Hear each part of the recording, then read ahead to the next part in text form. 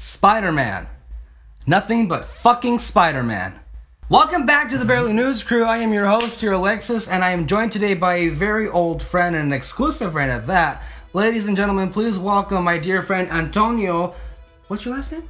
Q. Today we're going to talk about Spider-Man, obviously, and what happened recently when everybody lost their minds when Sony said, Disney, we're going to share Spider-Man with you. Finally. Because we've been sucking so hard at making Spider-Man movies, and we need the help of Kevin Feige. Yeah, they really do. I was actually more excited to know that Andrew Garfield isn't playing Spider-Man. You didn't like it? I didn't hate him. Oh, I know, I'm way out of the fucking shot, dude. I'm like, okay. Are we good? Are we good? Yeah, All right. I think a lot of people were actually kind of saddened that Andrew Garfield was gone, but I hear that Logan Lerman are in contention to be the next Spider-Man. The agreement is that Sony still owns Spider-Man, but they're going to allow that Marvel Studios can use the character in their films. The only thing is, Marvel Studios can't themselves make solo standalone Spider-Man movies. Those solo standalone Spider-Man movies will be distributed through Sony and made through a collaborative process between Sony Studios and Marvel Studios, aka Amy Pascal and Kevin Feige.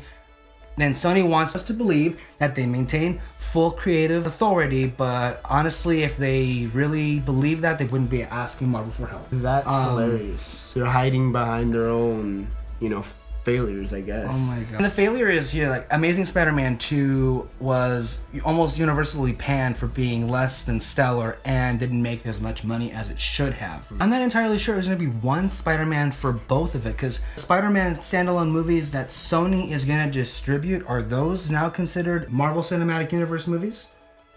I guess that would be the difference between whether the character is being borrowed as rather than the movie, or the characters. I guess, I don't know. Maybe we're gonna get two different Spider-Mans then? Because if we have a Spider-Man in the Marvel movies and a Spider-Man in the Sony movie, and if they're not in the same universe, doesn't that mean that they have to be different? Otherwise, if the same person, let's say if Logan Lerman does get the part, if he does Spider-Man in the Avengers and in the Sony Spider-Man movies, doesn't that contradict the parallel or the cinematic? We are meant to believe that this is for the fans, that they're doing this collaboration. Obviously, it's all for money. But obviously, Marvel got this huge opportunity to get Spider-Man for absolutely nothing. It really was Sony like, okay, yeah, take us to church. Really? Yeah. We have nothing to offer for Spider-Man at all. I don't want to see another origin story at all. I think that's been overdone already, and I think Kevin Feige has said no more origin stories. Uncle Ben has been killed way too many times, people. What about Batman's parents? Yeah, we have those movies to get through as well. Jesus. I'm very excited to see what's going to happen on screen, and I trust Marvel. This is a situation, one of the rare situations where everybody wins. Unless you're Andrew Garfield. Yes, unless you're Andrew Garfield, but on the upside, Spider-Man wins. Spider-Man.